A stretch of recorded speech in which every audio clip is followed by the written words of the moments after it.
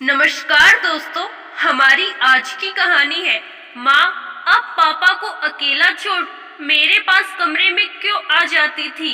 आधी रात में माँ की नींद खुल गई थी और बेटे को बहू के कमरे की बजाय अपने बिस्तर पर बच्चों की तरह आड़ा तिरछा लेटा हुआ पाकर आज फिर उसका दिल आशंकाओं से भर उठा था। बेटे के सर के नीचे एक तकिया लगा उसके माथे को सहलाते हुए वह धीरे से बुदबुदाई, अब तो कुछ परेशान सा रहता है। नहीं माँ, शायद माँ के स्पर्श से बेटे की कच्ची नींद भी खुल गई थी और वह करवट ले माँ के करीब आ गया था। पिछले महीने पति के गुजर जाने के बाद अब उसे भी गहरी नींद कहाँ आती थी। रात को यूं ही आंखें मूंद हल्की झपकियों में ही कट रही थी। ऊपर से बेटे की यह बेचैनी। आजकल जाने कब तू मेरे बिस्तर पर आकर सो जाता है। बहू से नाराज है क्या? नहीं माँ, किसी अबोध की तरह माँ से लिपटने की कोशिश करता इस सवाल को भी वह टाल गया। माँ ने वही बिस्तर से सटे मेज पर रखे तांबे के लोटे से एक घुट पानी पीकर लोटा वापस मेज पर रख दिया था और बिस्तर पर लेटने की बजाय एक तकिए का सहारा ले दीवार से अपनी पीठ टिका बैठ गई थी। फिर क्या बात है बेटा? कुछ भी नहीं माँ। माँ की गोद को छोटे बच्चों की तरह बाहों में भरने की कोशिश करता वह उसके हर सवाल को खारिज कर गया था। बेटा बता ना, तेरी बेचैनी देख मेरा दिल घबराता है। उसने बेटे का सिर अपनी गोद में रख लिया था।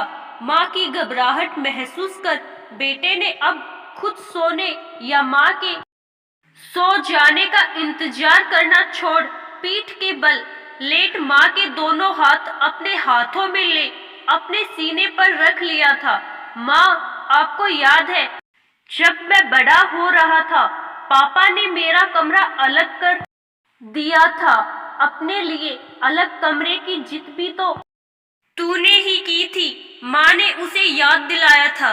हाँ, लेकिन तब आप मेरे सो जाने के बाद उस कमरे में आकर मेरे माथे को सहलाती, अक्सर मेरे बिस्तर पर ही सो जाया करती थी और सुबह मुझे अपने बिस्तर पर पाकर तू अक्सर मुझसे एक सवाल पूछा करता था। याद है? सोई गहरी रात में माँ बेटे भूली बिसरी बातें याद कर रहे थे।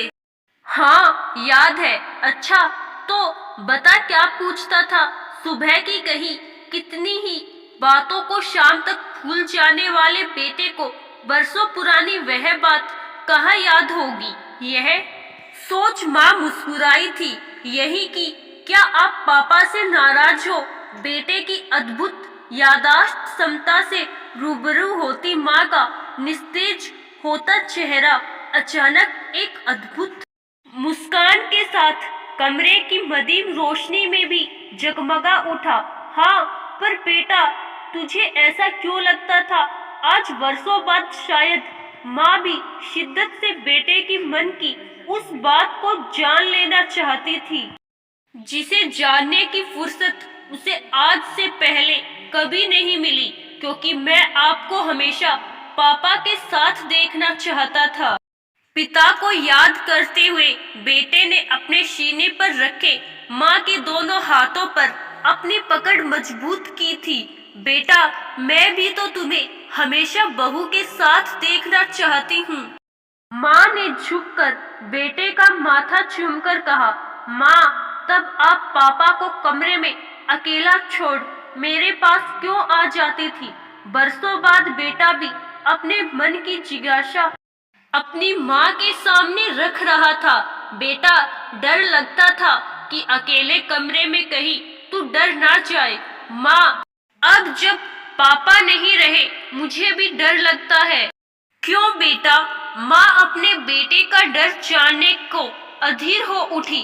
कहीं आप अपने अकेलेपन से डर न जाओ, इसीलिए मैं इसके आगे वह कुछ कह ही नहीं पाया। माँ बेटा एक दूजे से लिपट गए थे और सारे शब्द आंसुओं में बह गए थे। आशा करती हूँ दोस्तों आपको हमारी आज की कहानी जरूर पसंद आई होगी। धन्यवाद।